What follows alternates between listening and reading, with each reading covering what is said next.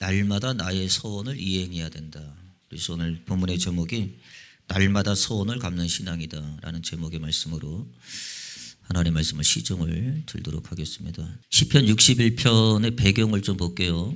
시편 61편의 배경을 좀 보면 배경이 우리가 대부분에 보면은 그 시편 60편이나 뭐 61편에 62편에 보면 이렇게 위에 소제목이 이렇게 나와 있습니다. 그래서 뭐 어떤 때 부른 노래, 어떤 때 부른 찬양 이렇게 나와 있는데 시편 61편은 좀 그 내용이 좀 없어요. 그래서 우리가 좀 주석을 좀 찾아봐야 되고 여러 가지 자료를 찾아봐야 되는데 이때가 어느 때냐 두 가지 견해가 있어요. 하나는 지금 다윗이 위험을 받고 있는 때인데 굉장히 심각한 위험을 받고 생명의 위험을 받고 있는 때인데 그래서 도망가면서 그가 하나님 앞에 또 서원했던 그런 이야기 그런 내용들을 시편 61편에 기록하고 있습니다.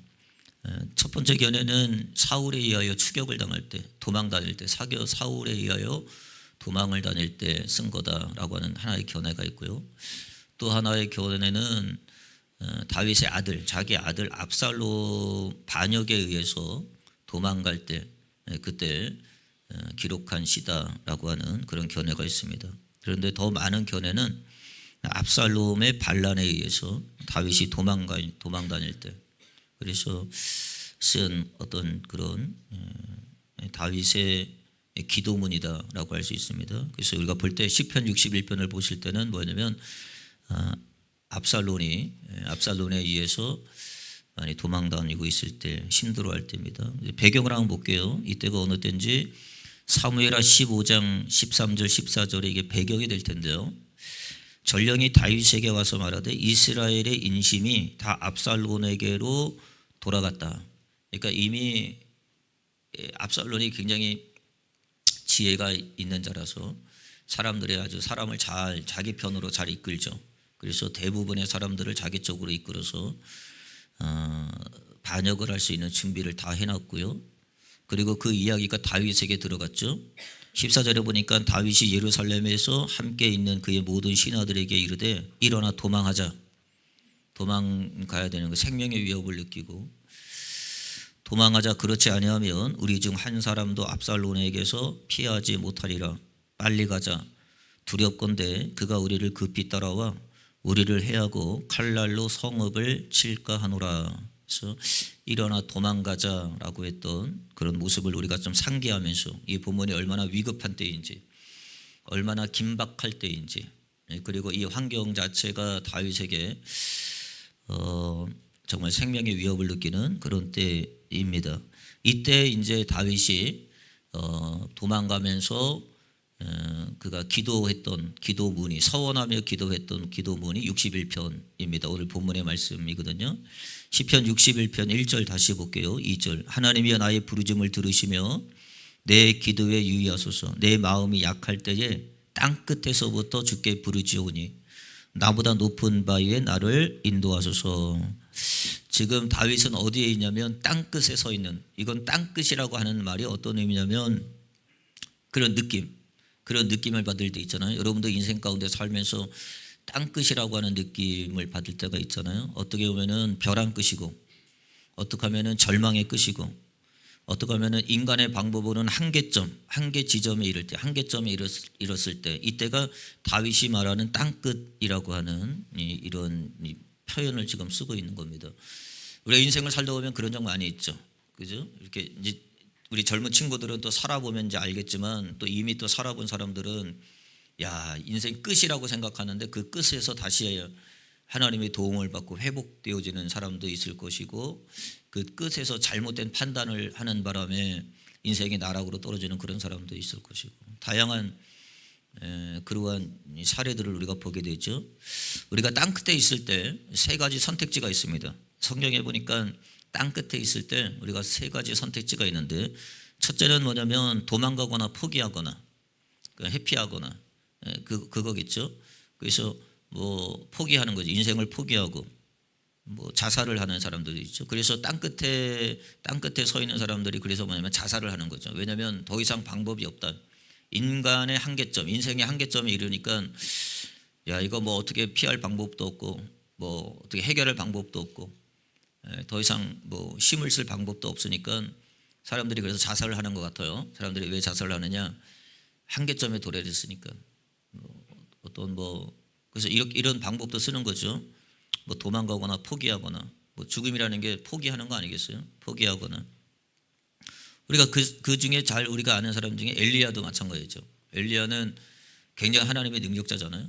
엘리야가 아합과 그야말로 이세벨 싸움에서 이겼잖아요. 바알과 아세라 선지자 850명과 자기 혼자 상대함으로 말미암아 자기 혼자도 넉넉하게 이겼던 그러한 우리가 엘리야를 보건대, 그런데 그 엘리야가 한편으로는 어떤 일이 있냐면 노뎀나무 가운데서 죽기를 구했던, 죽어야 돼. 왜냐하면 지금 엘리야는 어디에 와 있어요? 벼랑 끝을 만나게 된 거죠. 벼랑 끝에 만나서 죽기를 구했다. 열왕기상 19장 4절에 보니까 자기 자신이 광야로 들어가 하룻길쯤 가서 한 노뎀 나무 아래에 앉아서 자기가 죽기를 원하여 이르되 여호와여 넉넉하오니 지금 내 생명을 거두시옵소서. 지금 내 생명을 거둬달라고 죽기를 구하는 있습니다. 왜냐하면 선택지가 없는 거죠. 지금 엘리야에게는 선택지가 뭐요? 죽는 거 방법밖에 없는 거죠. 죽어야 되겠다. 이거 못하겠다. 아무리 이렇게 우리가 사역을 잘해도 결국은 이렇게 죽는 일이 벌어진다는 거예요. 그래서 내가 포기하는, 엘리야도 포기하는 그런 인생을 보게 되죠. 그런 하나님이 그를 또 권면해 주시고 또 위로해 주시고 힘을 주셔서 그를 다시금 일으키는 그런 사건을 우리가 보게 되죠. 두 번째는 어떤 절벽이 있을 때, 마지막 벼랑 끝에 있을 때 또 하나의 선택지는 어디 있냐면 세상 방법을 찾는 거죠. 세상 방법.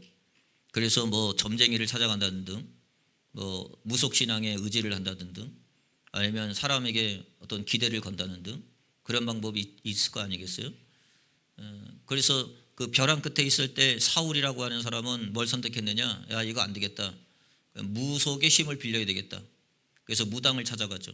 신접한 여인을 찾아가고 그로 말미암아 그에게 지혜를 얻어서 또 뭔가 해결해 보려고 하는. 그런데 해결이 됩니까?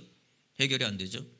더 추악해지고 더 복잡해지고 더 헐키고 얽히는 그런 과정을 보게 되잖아요. 그래서 어떤 사람들은 벼랑 끝에서 뭐냐면 점쟁이를 찾아간다든지 아니면 무당을 찾아간다든지 아니면 세상의 방법으로 해결하려고 하는 그런 모습을 보기도 합니다. 사무엘상 28장 7절에 보니까 사울이 그의 신하들에게 이르되 나를 위하여 신접한 여인을 찾으라. 하나님을 찾는 것이 아니라 세상을 찾고 세상 방법을 찾는 그런 경향도 우리가 본단 말이죠. 세 번째, 벼랑 끝에 있을 때 우리는 어떻게 해야 되느냐? 벼랑 끝에 있을 때 선택지는 세 가지입니다. 하나는 뭐냐면 죽는 방법, 포기하는 것. 두 번째 선택지는 세상 방법을 찾는 거죠. 무당을 찾거나 무속의 힘을 빌리거나 아니면 세상의 힘을 빌리는 거고요. 세 번째는 뭐냐면 하나님께 의탁하는 거고요. 하나님을 바라보는 거죠. 시편 62편 1절 보니까는 나의 영혼이 잠잠히 하나님만 바라며 나의 구원이 그에게서 나오는도다. 우리가 벼랑 끝에 있다고 생각할 때 누구를 바라야 돼요? 하나님을 바라보는 인생이 되어야 된다는 거죠. 그래서 인생 끝에는 우리가 세 갈래 길이 있다. 첫째는 포기하거나, 그죠? 뭐 죽음을 선택하는 거예요. 자살을 하거나, 뭐 회피하거나, 도망가거나, 숨거나, 떠나거나, 뭐 그런 방법을 선택할 수밖에 없는 거고, 또 하나는 세상적 방법으로 해결하려고 하는 것이고, 또 하나는 뭐냐면 하나님을 바라보는 것이고. 그럼 다윗은 보세요. 다윗은 지금 어디에 있어요? 벼랑 끝에 있다고 얘기합니다. 시편 61편 1절 2절에 보니까 하나님이 나의 부르짖음을 들으시옵소서 내 기도에 유의하소서 내 마음이 약해질 때 땅 끝에부터. 지금 어디 있다고요? 땅 끝이요. 절망 가운데 인생의 한계점, 도저히 뭘 할 수 있는 그러한 것이 없을 때 인생은 세 가지 선택을 한다. 하나는 회피하거나 도망가거나 숨거나 멀리 떠나거나 죽거나, 또 하나는 세상의 힘을 빌리거나, 또 하나는 하나님을 바라보거나. 그럼 이때 다윗은 뭐 했죠? 그래서 하나님을 바라보게 되는 거예요. 2절에 보니까 내 마음이 약해질 때 땅끝에서부터 주께 부르짖으오니 주님을 찾는 거죠. 그래서 우리 인생 가운데는 뭐냐면 땅끝에서 하나님을 찾는 다윗의 모습을 오늘 성경을 통해서 볼 수 있습니다. 61장 3절 볼게요. 주는 나의 피난처시여 원수를 피하는 견고한 망대이심이라. 하나님은 어떤 하나님이? 그래서 우리가 제일 중요한 거 뭐냐면 여호와를 아는 게 중요합니다. 힘써 여호와를 아는 게 중요하죠. 만약에 이때 다윗이 여호와를 알지 못했다면 어떻게 했을까요? 하나님을 찾지 아니하고 똑같이 세상 방법을 찾을 것이고, 아니면 땅 끝에 한계점이 이르렀을 때 뭐요? 죽음을 선택할 수밖에 없는 그러한 선택의 기로에 있었겠죠. 그런데 다윗은 누구를 알고 있었어요?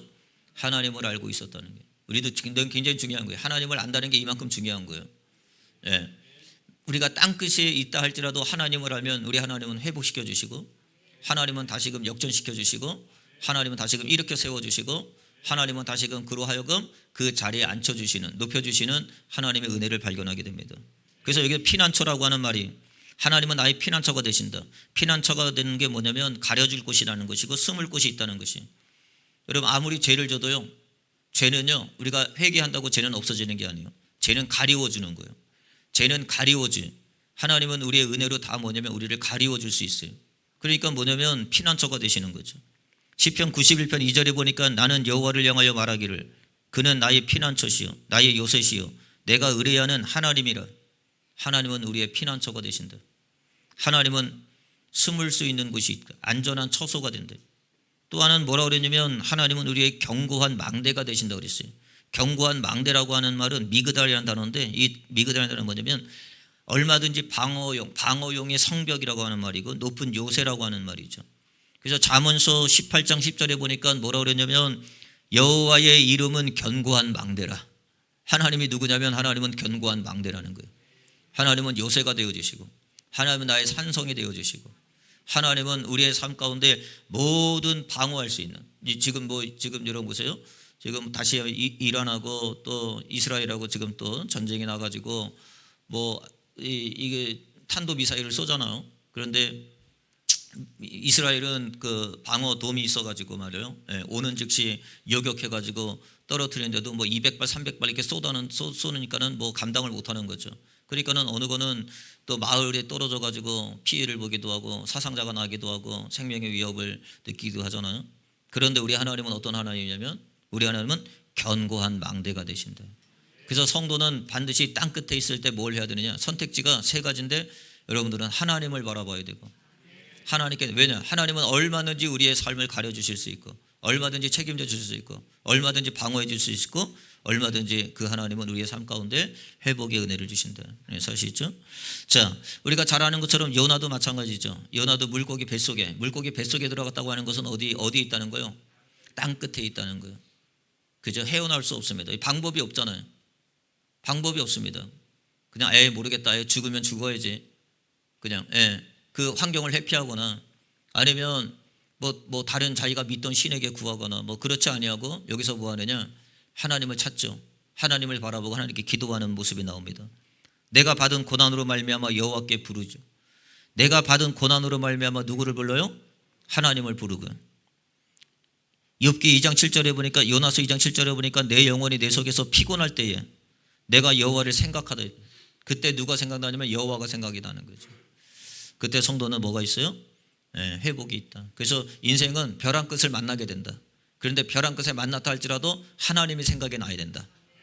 세 번째, 하나님이 생각이 나면 반드시 뭐냐면 서원 기도를 하셔야 된다. 다윗이 뭐 하냐면 하나님의 그때가 딱 생각이 나서 하는 얘기가 뭐냐면 하나님께 기도합니다. 그런데 이 기도는 어떤 기도냐면 서원 기도라고 하는 걸 하는 거예요. 그래서 우리가 서원 기도 같은 거 많이 하죠. 다음에 우리가 배울 때 이제 서원 기도를 한 다음에 그럼 어떤 사람 그런 거 있어요? 목사님, 내가 서원 기도를 했는데 어렸을 때 서원 기도를 했는데 서원 기도를 다 지켜야 됩니까? 안 지키면 하나님이 우리에게 어떤 책망을 주십니까? 아니면 인생이 어긋납니까? 그런 게 있는데 내가 하나님 앞에 서원을 했다 할지라도 세 가지의 범위를 벗어나면 세 가지 안에서는 뭐냐면 서원이 취소가 돼요. 서원을 안 지켜도 되는 거예요. 그건 제가 이제 나중에 가르쳐 드릴 건데 세 가지는 안 해도 되는 거예요. 우리가 어렸을 때 서원한 거는 안 지켜도 됩니다. 여러 가지 그런 게 있어요. 그다음에 결혼한 여자가 남자 모르게 서원한 거는 안 지켜도 돼요. 나중에 가르쳐 드릴게요. 다 회피하지 말고. 자, 61편 5절을 볼게요. 다윗이 뭐 하느냐? 벼랑 끝에 있어요. 하나님을 생각해요. 그리고 하나님 앞에 기도하는 거예요. 뭐라고 그러냐? 주 하나님이여, 내 주께서 나의 서원을 들으시고 뭐냐면 나의 서원을 들으시고, 그러면 서원 기도를 했다는 거예요. 서원이라고 하는 하나님과 약속, 하나님과 서약, 하나님께 기도했다는 이야기죠. 나의 서원을 들으시고, 나의 서원을 들으시고 주의 이름을 경외하는 자가 얻을 기업을 내게 주셨나이다 라고 얘기해요. 그러니까 다윗은 뭐 하냐면 이때 하나님 앞에 서원 기도라고 하는 걸 하죠. 서원 기도가 뭐냐, 서원이라는 게 뭐냐 볼게요. 서원은 히브리어로 네데르라고 하는 단어인데, 이 네데르라고 하는 단어는 하나님께 드리는 자발적 약속이란 말이에요. 누가 강요해서 강제해서 강압으로 해서 하는 것이 아니라 서원은 뭐냐면 뭐예요? 자발적 약속이라는 뜻이에요. 자발적 약속. 그래서 어떤 사람은 내가 하나님 앞에 서원하죠. 자발적. 그래서 다윗이 지금 위기에 있을 때 하나님께 자발적 약속을 드리는 거죠. 자, 이걸 또 다른 말로는 뭐냐면 나다르라고 하는데, 이 나다르라고 하는 말은 스스로 자원하여 약속하여 묶는 거예요. 약속은 뭐예요? 묶이는 거죠. 만약에 내가 권사님하고 약속을 했어요. 오늘 4시에 오늘 만나자고 약속을 했어요. 그럴 일이 없지만, 자, 4시에 만나자고 약속을 했어요. 그럼 뭐 하는 거죠? 내가 그 시간에 묶이는 거죠. 여러분들이 하나님 앞에 서원을 했어요. 서원은 뭐냐면 하나님과 내가 뭐예요? 묶이는 행위, 묶는 행위. 그래서 서원이라고 하는 것은 뭐냐면 내가 묶이는, 그 자유롭지가 못해. 여러분이 서원 기도하지 않으면, 서원을 하지 않으면 여러분 자유로워요. 내 마음대로 살면 돼. 내 마음대로 하면 돼. 그런데 오늘 본문에 보니까 다윗이 뭐라 하냐면 내가 주님 앞에 서원을 하고 뭐예요? 날마다 매일 그 서원을 뭐라 그랬어요? 이행하리라 라고 얘기했거든요. 그 말은 무슨 말이에요? 다윗은 날마다 그 서원에 내가 묶이는 거예요. 그래서 내 자유와 내 모든 권리, 내 모든 권리를 포기하고, 그리고 그 하나님의 약속에 내가 묶여 그 안에 살아가는 게, 그게 뭐냐면 그게 서원이에요. 그럼 여러분 보세요. 여러분들이 서원하지 않아요. 난 한 번도 서원한 적이 없어요. 서원이라고 해서 뭐 다른 게 나 주의 종이 되겠어요. 그게 서원 아니에요. 그런 것만 서원이 아닙니다. 오늘 아주 잘게 오늘 하나님, 내가 오늘도 하나님의 오늘 단순히 이야기하면, 하나님 내가 이제 매일 성경을 내가 3장 읽겠습니다. 내가 올 한 해는 내가 하나님의 성경을 1독을 내가 하겠습니다. 이거 뭐예요? 서원이죠. 그럼 딱 서원을 했으면 뭐 하는 거예요? 아니, 지키는 게 아니라 서원을 딱 하면 뭐 하는 거죠? 이제 묶이는 거예요. 그러니까 여러분들이 자꾸 그게 생각나니까 안 보던 성경책도 한 번 더 뭐예요? 보려고 노력하게 되고, 그리고 1독을 하려고 했는데 지금 창세기 1장 1절밖에 안 읽었는데 이걸 읽어야 되니까 여러분들 여기 묶이는 거예요. 그래서 서원은 날마다 하는 게 좋아요. 그래서 다윗은 날마다 서원을 하는 거예요.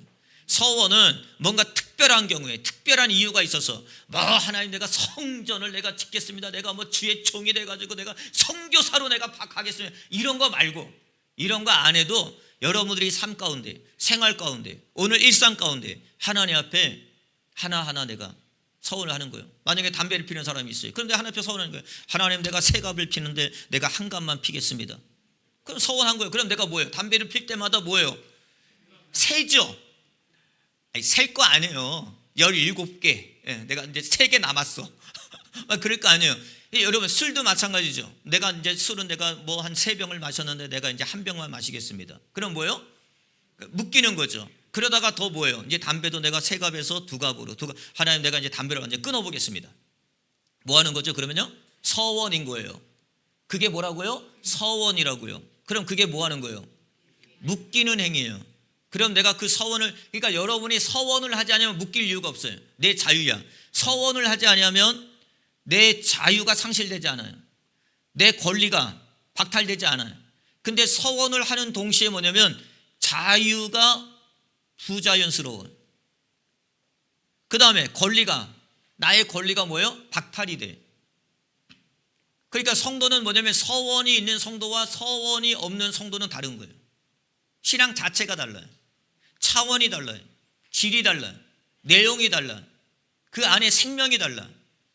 그러니까 어떤 성도는 편하게 신앙생활하는 사람이 있어요. 뭐가 없기 때문에? 서원이 없기 때문에.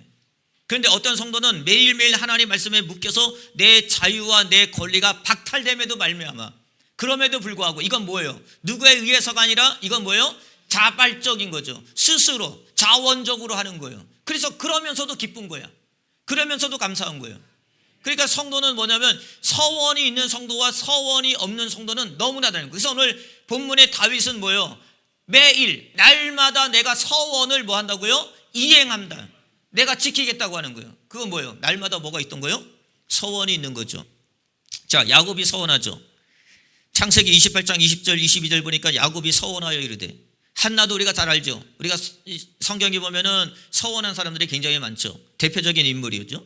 한나도 서원하죠. 한나가 마음이 괴로워서 여호와께 기도하고 통곡하며 서원하여 이르되, 한나도 서원하죠.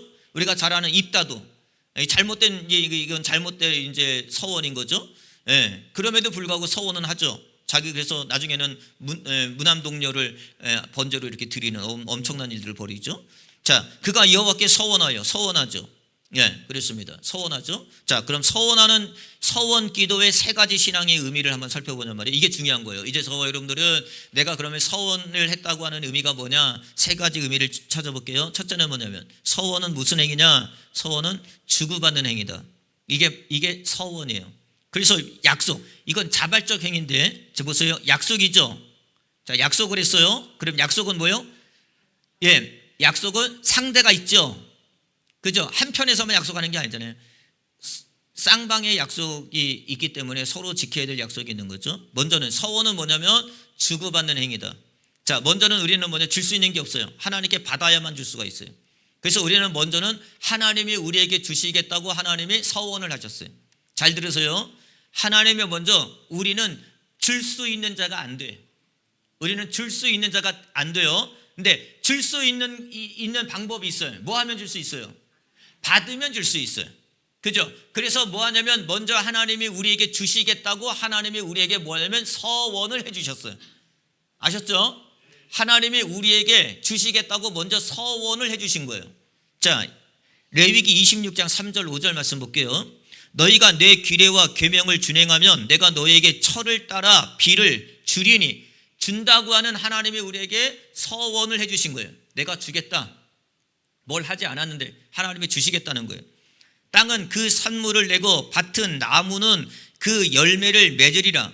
너희의 타작은 포도 딸 때까지 미치며 너희 포도 따는 것은 파종할 때까지 미치리니 너희가 음식을 배불리 먹고 너희의 땅에 안전하게 거주하리라. 이건 뭐냐면 하나님이 우리에게 주신 뭐예요? 서원인 거죠. 서원. 서원이라는 건 뭐냐면 다른 말로 하면 약속이에요. 서약이라는 뜻이에요. 하나님 우리에게 먼저 주시겠다고 약속을 했어요.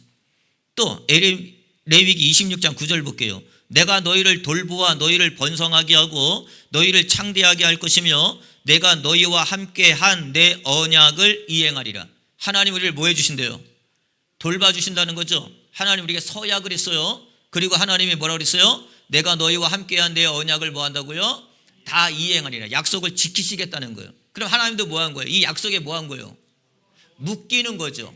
그죠? 그러니까 우리를 안 돌아볼 수 있어요, 없어요? 안 돌아볼 수가 없는 거예요. 그래서 그 하나님은 침상길 당한도 눈 깜빡할 사이도 놓아두지 아니하신다는 거예요. 왜요? 뭐 했기 때문에요? 서원을 하셨기 때문에. 그죠? 서원은 지켜야 되는 거니까. 그래서 서원은 그 하나님의 약속에 묶이는 거예요. 본인이 약속하고 본인이 묶이는 거예요. 무슨 말 아시겠죠? 그래서 엄마가 여름방학 때 되면은 자녀들에게 뭐야, 야, 너 도화지 하나 주잖아요. 도화지 하나, 너 하루 어떻게 보낼 건지 짜봐. 그러면 이제 뭐 이렇게 12시에 자가지고 다음날 12시에 일어나. 아주 맞으려고 환장을 했죠. 그리고 공부는 30분. 이렇게 가지고 하나 짜놔요. 하여튼 알았어. 너 하여튼 짜놨으면 네가 이걸 지켜? 그럼 뭐예요? 그게 뭐 하는 거죠? 이제 묶이는 거예요. 그게 이제 그걸로 지키는 거예요.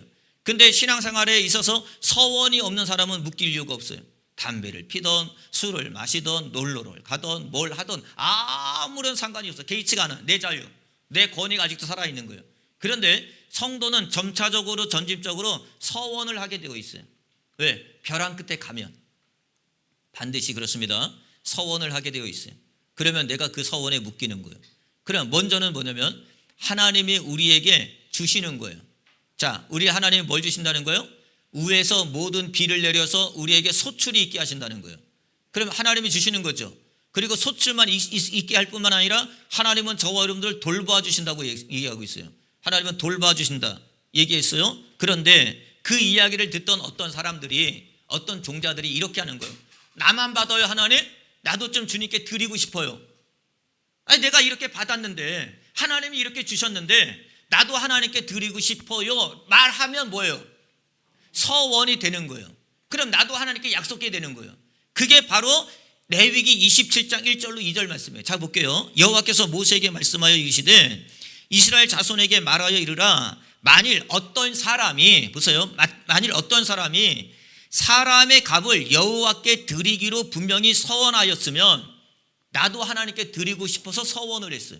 하나님 저도 하나님께 드리고 싶어요 라고 서원을 했어요. 그러면 너는 그 값을 정해서 여호와께 드려라 라고 얘기하는 거예요. 자 이런 거죠. 보세요. 여기 볼게요. 하나님이 뭐뭐 해주시면 저가 뭐뭐 하겠습니다 라고 하는 게 뭐냐면 서원이에요. 먼저는 하나님이 뭐 해주셔야 되니까 주셔야 되니까 그죠? 먼저는 하나님이 주셔야 되고 하나님이 돌봐주셔야 되고 하나님이 지켜주셔야 되고 하나님이 있게 해주셔야 되고 하나님이 얻게 해주셔야 되는 거예요. 자 그러면 뭐냐면 하나님이 뭐뭐 해주시면 제가 뭐뭐 하겠습니다. 근데 어떤 사람은 이것조차도 없어요. 이런 사람 이것조차도 없단 말이에요. 그냥 받고 나서 그냥 입만 닦는 사람도 있는 거죠. 그런데 어떤 사람은 여기 보세요. 어떤 사람은 사람의 값을 여호와께 드리기로 분명히 뭐 했어요? 서원했어요. 그건 뭐냐면 하나님이 저게 뭐뭐 해주시면 내가 하나님께 뭐뭐 하겠습니다 라고 하는 거죠. 자 야곱 볼게요. 야곱이 무슨 서원을 하느냐. 아까 봤는데 야곱이 이렇게 합니다. 이제 그가 이제 집에 나와가지고 야곱이 서원하여 이르되 하나님이 나와 함께 계셔서 내가 가는 이 길에서 나를 지키시고 먹을 떡과 입을 옷을 주시어 내가 평안히 아버지 집으로 돌아가게 하시면 자 보세요. 평안히 아버지 집으로 돌아가게 하시오면 여호와께서 나의 하나님이 되실 것이요 내가 기둥으로 세운 이 돌이 하나님이 집이 될 것이고 아버지께서 내게 주신 모든 것에서 10분의 1을 내가 반드시 하나님께 드리겠나이다. 자 이건 뭐죠? 조건부 서원이죠. 먼저 하나님이 뭐요? 주시면 내가 뭐뭐 하겠습니다 라고 하는 그러니까 받은 것만 족하는 것이 아니라 다윗도 이런 조건을 내세우는 거예요. 하나님이 이 압살롬의 손에서 저를 지켜주시고 하나님이 망대가 되어주시고 하나님의 피난처가 되셔서 나를 지켜주시면 내가 하나님의 날마다 내가 하나님 앞에 서원을 이행하겠나이다 라고 하는 고백인 거죠. 한나도 볼게요. 한나도 이런 고백을 합니다. 한나가 마음이 괴로워서 여호와께 기도하고 통곡하며 서원하여 이르되 서원하죠. 서원하여 이르되 만군의 여호와여 만일 주의 여종의 고통을 돌보시고 나를 기억하사 주의 여종을 잊지 아니하시고 주의 여종에게 뭐냐면 아들을 주시면 조건부죠. 하나님이 먼저 주셔야 돼. 그래야 우리는 이행할 수 있어요. 하나님이 주시지 아니하면 할 수 없어요. 그러니까 여러분들은 꼭 아셔야 돼요. 우리 하나님은 주시는 하나님이신 거예요. 주셔야 돼. 그럼 여러분들은 뭐 했어요? 받았죠. 받았으면 두 종류가 있어요. 어떤 사람은 받아놓고 끝나는 사람이 있고 어떤 사람은 받아서 하나님과의 관계를 유지하고 싶은 사람이 있고 자 그렇습니다. 자 입다도 마찬가지죠.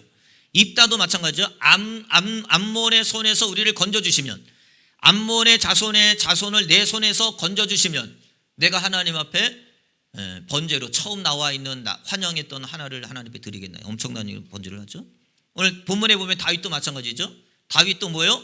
원수의 손에서 건져주시면 내가 하나님 앞에 내가 이렇게 하겠나이다 라고 하는 그리하면 라고 하는 조건이 들어가 있는 거죠. 그래서 매일 나의 서원을 이행하겠습니다 라고 이야기한단 말이에요. 자 그런데 어떤 사람은 이런 사람이 있어요. 분명히 뭐뭐 해주시면 뭐뭐 하겠습니다 라고 하는 사람이 있는데 야곱 같은 경우를 볼게요. 아까 뭐라 그랬죠? 뭐뭐 해주시면 돌아오게 하시면 무사히 나로 아버지 집에 돌아오게 해주시면 내가 아버지 이 지금 세운 돌 기둥에 하나님의 성전을 세우고 내가 하나님 앞에 10의 1을 드리겠나이다 라고 고백을 했단 말이에요. 이건 뭐예요? 그냥 자기가 한 거예요. 자기가 하나님 앞에 뭐예요? 언약으로 묶은 거죠. 자기가 하나님 앞에 한 거예요. 그런데 여기 볼게요. 돌아오게 하시면 이 돌이 아버지의 집이 될 것이요 10분의 1을 내가 반드시 주님께 드립니다 라고 얘기하는 거죠. 그런데 성경에 보니까 뭐예요? 야곱은 드린 적이 없어요. 자기 에서 형한테는 재산의 절반을 드렸다고 하는 게 성경에 나오지만 야곱이 하나님 앞에 10의 1을 드렸다고 하는 얘기가 없어요. 그리고 그 세웠던 돌에 하나님의 집을 세웠다는 얘기가 없어요. 그러니까 뭐예요? 해 주시면 하나님이 주셨어요. 그러면 뭐예요? 그냥 거기서 끝나는 사람이 있어요. 또 하나, 자, 주시면 내 삶에서 매일 하나님의 은혜를 기억하고 삶으로 내가 응답하는 거죠. 그게 누구냐면 한나죠. 한나도 마찬가지입니다. 이렇게 얘기합니다. 자, 주의 여종의 고통을 돌보시고 나를 기억하셔서 주의 여종을 잊지 아니하시고 주의 여종에게 아들을 주시면 뭐 한다고요? 내가 평생에 그를 여호와께 드리고 삭도를 그의 머리에 대지 아니하겠나이다 했죠. 약속했죠. 근데 약속을 어떻게 해요? 지키죠. 이행하는 거예요. 자, 사무엘상 1장 26절 볼게요. 한나가 이르되 내 주여 당신의 사심으로 맹세하나이다. 나는 여기서 내 주 당신 곁에 서서 여호와께 기도하던 여자, 이미 이제 사무엘을 낳았으니까 여자입니다. 이 아이를 위하여 내가 기도하였더니 내가 구하여 기도한 바를 여호와께서 내게 허락하셨습니다. 하나님이 들어주셨죠. 그래서 사무엘을 주셨죠. 그러므로, 자 보세요. 여기서 제일 중요한 거예요. 뭐냐? 한나가 뭐라냐면 그러므로 나도 그를 뭐예요?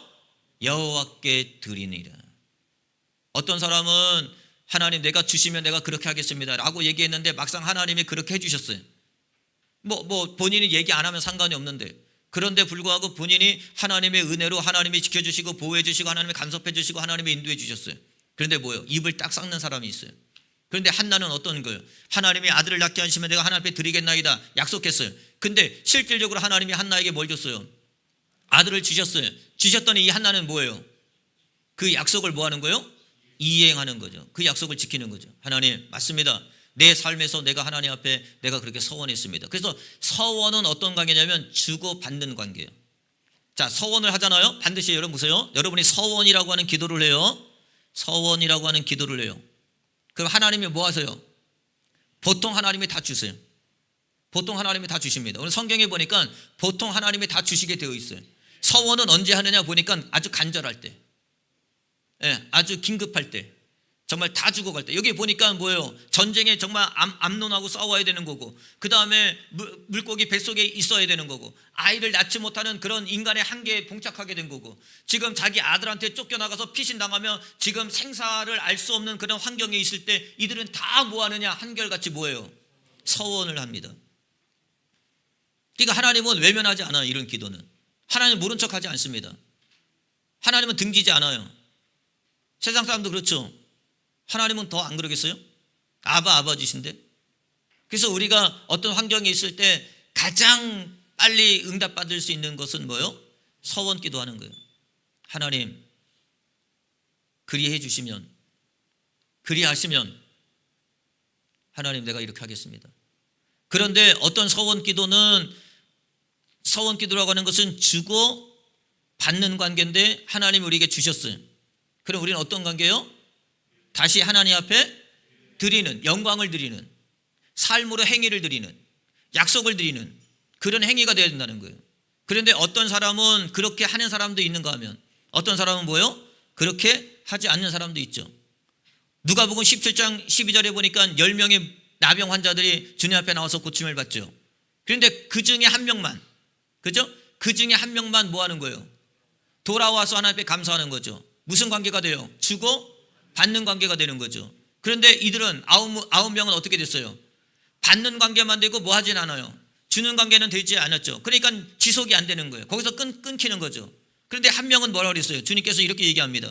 그에게 이르시되 일어나 가라. 내 믿음이 너를 구원까지 이루게 하는 하나님의 은혜를 경험하게 되는 거죠. 자, 두 번째, 서원이라는 게 뭐냐? 아까 얘기했죠. 서원은 자신을 하나님 앞에 묶는 행위입니다. 하나님 앞에 묶는 행위예요. 이게 서원이에요. 제일 중요한 거예요. 서원의 관점은 뭐냐면 다른 게 아니에요. 서원은 내가 하나님과의 묶는 행위다라고 하는 거죠. 자, 민수기 20장 3절 볼게요. 2절 볼게요.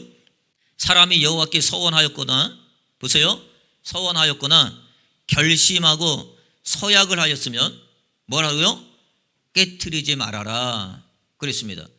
내가 하나님 앞에 서약을 했다고 하는 것은 하나님과 나와의 관계가 뭐 하는 관계냐면 묶이는 관계예요. 자, 여기 볼게요. 결심하다. 이 결심하다는 한계를 볼게요. 서원하거나 결심하였다면 이게 서원 같은 거예요. 결심하다 뭐예요? 아사르라고 하는데 아사라는 단어는 뭐냐면 묶다, 결박하다라는 뜻이에요. 묶다, 결박하다. 내가 하나님과에 묶여야 돼.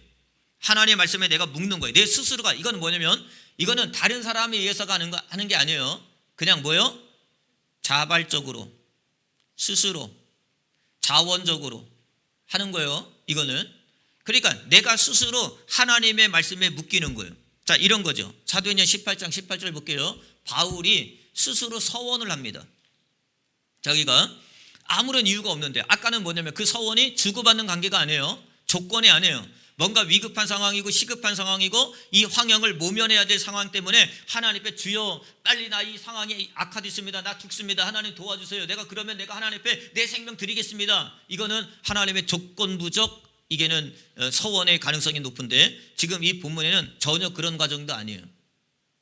자, 사도행전 18장 18절 볼게요. 바울은 더 여러 날 머물다가 형제들과 잡벽하고 배 타고 스리아로 떠나갈새 브리슬라와 아굴라도 함께 하더라. 바울이 일찍이 뭐 했어요? 서원이 있었으므로. 서원이 있었다는 건 뭐예요? 내가 하나님의 말씀에 묶여 있다는 거예요.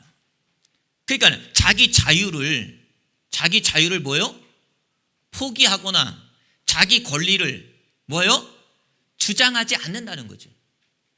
그러니까 우리가 서원이라는 게 없으면 내 자유야. 내 마음대로 해도 돼요. 여러분이 하루 24시간 여러분이 쓰고 싶은 거 쓰면 되는 거, 먹고 싶으면 먹는 거고, 가고 싶으면 가는 거고, 하고 싶으면 하는 거고, 보고 싶으면 보는 거고, 아무렇게나 해도 돼. 서원이 없기 때문에. 근데 성도들이 믿음의 생활을 하면서 뭐가 있냐면 신앙에 뭐가 있냐면 서원이 생겨요. 그래서 어떤 사람들이 내가 주일날 하나님 꼭 지키겠습니다. 내가 하루에 하나님 꼭 내가 기도하는 시간을 갖겠습니다. 내가 꼭 하나님 앞에 범사에 감사하겠습니다. 내가 하여튼 뭐 하나님 앞에 이런 그걸 뭐냐면 자기가 입을 하고 자기가 묶이는 거야. 그러니까 여러분 함부로 입 열지 말라고요. 그냥 가만히 있어요. 뭘 하겠다는 얘기 하지 말고 그냥 가만히 있어요. 그냥 가만히. 그 얼마나 편해. 그냥 신앙생활이 얼마나 편한지 몰라요. 여기서 아멘도 함부로 하지 마. 그냥 가만히 계셔요. 얼마나 쉬운지 몰라. 가만히 있으면 얼마나 쉬워요. 근데 누가 뭐 옆에서 자꾸 얘기하면 근데 저도요 기도하려고 저도 작정해봐. 그런 얘기하면 큰일 나는 거예요. 그럼 묶이는 거예요. 그런 얘기하면 묶이는 거예요. 그러니까 여기서 뭐하냐? 일찍이 바울은 뭐 했어요? 자기 스스로가 뭐 했어요? 서원을 했어요. 자 보세요. 이 서원이라는 단어를 볼게요. 헬라어는 뭐라 그러면 육회라는 단어를 써요. 육회라는 단어인데 이 육회라는 단어는 뭐냐면 이게 유코마이에서 나온 단어인데요. 유래된 단어인데 유코마이가 뭐냐면 그냥 원하다라는 단어예요. 원하다. 그럼 뭐 하는 거예요? 자기가 뭐 해서요? 자기가 원해서 하는 거예요. 서원은 자기가 원해서 스스로 말씀에 묶이고 싶어서. 자 이렇게 정의할 수 있어요. 자 그럼 서원은 자 보세요. 스스로 자신이 자유와 권리를 제한하고 하나님 앞에 묶이는 행위. 이게 뭐냐면 서원인 거예요. 그러니까 우리가 원하는 서원은 내가 무슨 하나님 앞에 딱 뭐 말했으면 하나님은 그거 반드시 지켜? 너 아니면 저주받아 그런 거 아니란 말이에요. 네. 서원은 뭐냐면 내 자유와 권리를 제한시키는 거예요.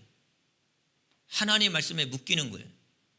그리고 따라서 날마다 서원한다고 하는 것은 나의 삶이 세상에서 풀리지 않도록 묶였으니까 풀리면 안 되잖아요. 여러분이 아무리 옷걸음을 매도 신발끈을 아무리 힘차게 매도 또 뭐예요? 또 풀려지죠. 여러분이 하나님 앞에 서원을 해도요 또 삶에 들어가면 그게 뭐예요? 또 풀려지게 되어 있는 거예요. 그래서 날마다 뭐 해야 되는 거예요? 서원을 또다시 묶는 거예요.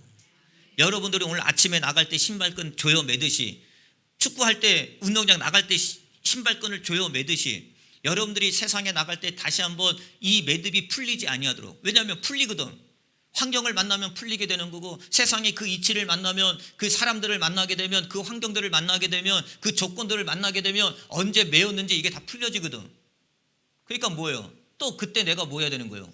서원을 통해서 이 묶여진 끈을 다시 한번 뭐예요? 단단히 묶는 행위가 뭐냐면 그게 서원이라는 거예요. 그래서 그 사람들은 벗겨지지 않아요. 흔들리지 않아요. 근데 어떤 사람은요 한 번 딱 서원해. 그런데 나중에 또 서원을 안 해. 왜 그러느냐? 그게 또 좋거든. 그때는 위기였고 그때는 힘들었고 그때는 아팠고 그때는 병들었고 그때는 없었고 그때는 망했고 그때는 어떤 환경 속에서 그럴 수밖에 없는 환경이었거든. 근데 지금을 보니까 다 풀어져 있어. 신발끈이 어디 있는지도 몰라. 여러분 그래서 서원은 뭐냐면 신발끈을 뭐예요? 묶는 행위, 단단히 고정하는 행위가 뭐냐면 그게 서원인 거예요. 그래서 보세요. 사도 바울은 뭐 했냐면, 자, 서원을 했어요. 서원하고 다시금 뭐 했어요? 갱그리아에서 머리를 깎았어요. 머리를 깎았다는 행위는 뭐예요? 다시금 서원을 뭐 하는 거예요? 상기시키는 거예요. 상기시킨다는 말이에요. 아, 내가 맞아. 그때 서원을 잊지 말아야지. 그건 누가 얘기한 것도 아니에요. 누가 시킨 것도 아니에요. 자발적이고 스스로고 자원해서 한 거고 본인이 원해서 한 거예요. 그럼에도 불구하고 그 생활이 너무나 좋은 거지. 그 생활이 행복한 거예요. 여러분 마찬가지예요. 여러분의 삶 가운데 이 믿음으로 사는 게 이게 행복하지 않다면 끝낼 필요 없어요. 다 풀어버려야지. 그런데 왜 오늘도 여러분들이 말씀으로 단단하게 고정하느냐, 이걸 다시금 묶느냐, 이 생활이 좋거든. 그렇지 않습니까? 하나님 앞에 예배하는 생활이 좋고, 기도하는 생활이 좋고, 하나님과 말씀을 나누는 생활이 좋고, 하나님과 교제하는 생활이 좋고, 이게 좋기 때문에 내가 더욱더 단단하게 하나님과 고정시키는 거 아니겠어요? 그래서 저와 여러분들이 내 자유가 박탈된다 할지라도, 내 권리가 조금 더 어떤 부분에서 잘린다 할지라도 그것이 내게는 아무런 관계가 없어요. 오히려 그게 더 좋은 거지. 그래서 뭐 하냐면 하나님 앞에 서원하는 거예요. 다윗도 하나님 앞에 서원하죠. 또 다시 매일, 그 다윗의 삶을 보면 매일같이 하나님 앞에 서원해. 또 서원하고 또 서원하고 또 서원하고 자기를 단단히 묶고. 시편 132편 2절 5절 볼게요. 그가 여호와께 맹세하여 야곱의 전능자에게 또 뭐예요? 서원하기를. 아까도 서원했죠. 지금도 또 뭐예요? 또 서원하는 거예요. 날마다 하나님 앞에 서원해. 어떤 서원이냐? 이번에 보니까 이 서원은 어떤 서원이냐? 내가 내 장막의 집에 들어가지 아니하며 내 침상에 오르지 아니하고 내 눈으로 잠들게 하지 아니하며 내 눈꺼풀로 졸게 하지 아니하기를 여호와의 처소 곧 야곱의 전능자의 성막을 발견하기까지 가리라 하였나이다. 자기만 힘들지 뭐요. 이걸 왜 서원을 해? 장막도 집으로 안 들어가고 침상에서 자지도 않고 눈이 오면 잠들지도 않고 눈꺼풀 오면은 들어 채우고, 이거 뭐 한다고 해요? 뭐예요? 하나님과 서원을 통해서 자기를 묶는 거예요. 하나님의 성전이 있어야 되는데 하나님의 성전이 없네요. 나는 이렇게 편한 데서 왕궁에서 사는데 하나님의 성궁이 없네요. 내가 하나님의 성전을 내가 짓고 싶은데, 하나님의 성전을 내가 완성하고 싶은데, 하나님의 성전을 만들고 싶은데 하나님이 허락하지 않아요. 그럼에도 불구하고 그 서원을 이행하기 위해서 다윗은 모든 재료를 만들고 모든 쓸 것을 만들고 그런 일들을 다윗이 하잖아요. 왜요?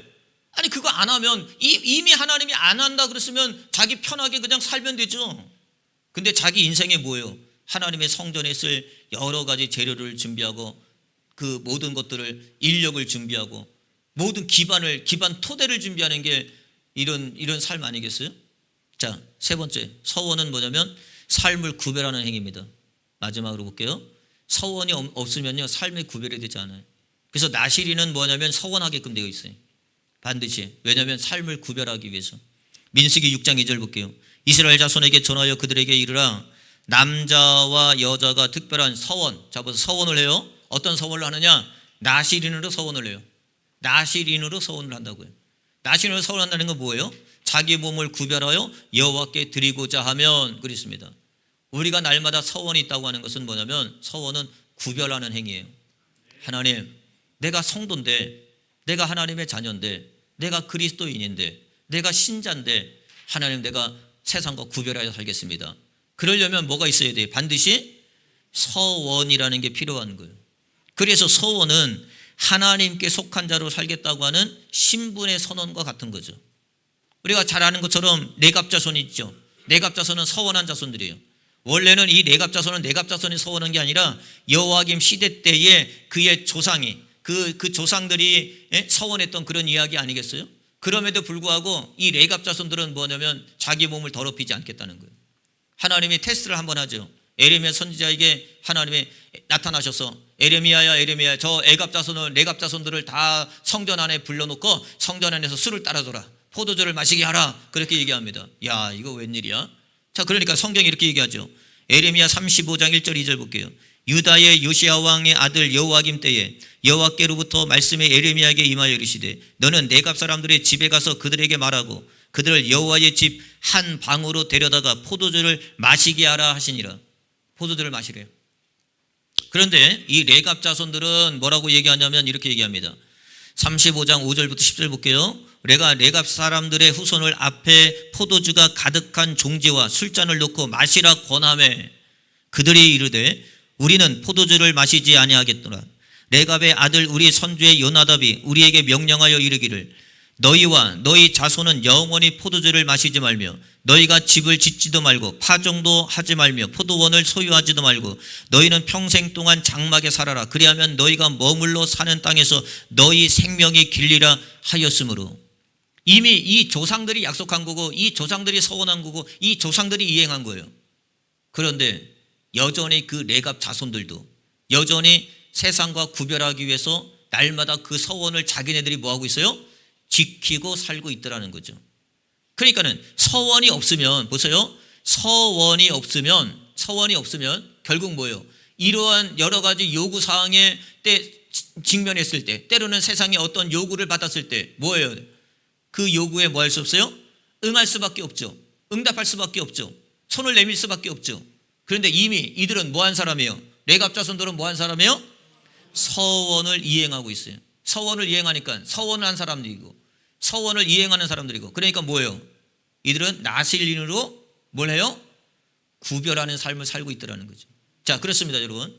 서원이라는 게 왜 중요하냐? 서원하는 신앙이 왜 중요하느냐?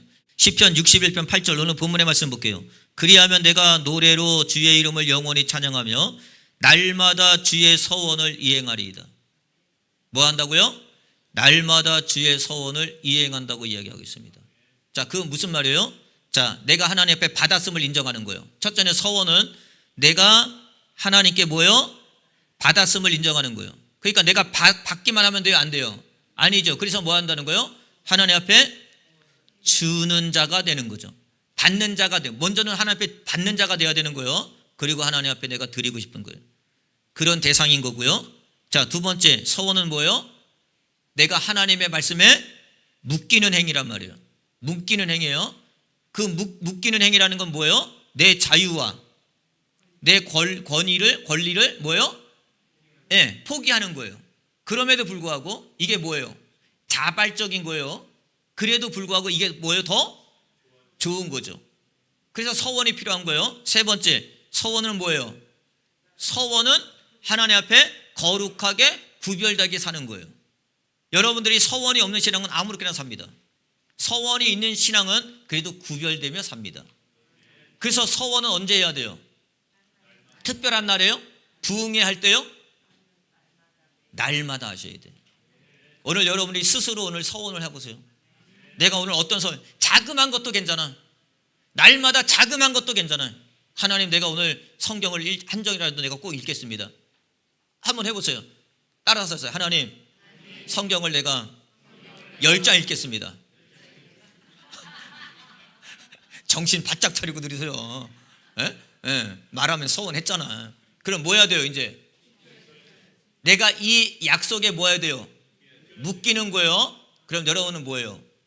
그거를 이행하는 자가 되어야 되는 거예요. 그렇게 하다 보니까 내가 거룩해지고, 그렇게 하다 보니까 내가 하나님과의 관계가 더 돈독해지고, 하나님과의 관계가 더 끈끈해지고, 하나님과 관계 안에서 내가 하나님 앞에 더 앞으로 나아가는 믿음의 삶이 된다는 거예요. 그래서 날마다 해야 될 일이 있어요.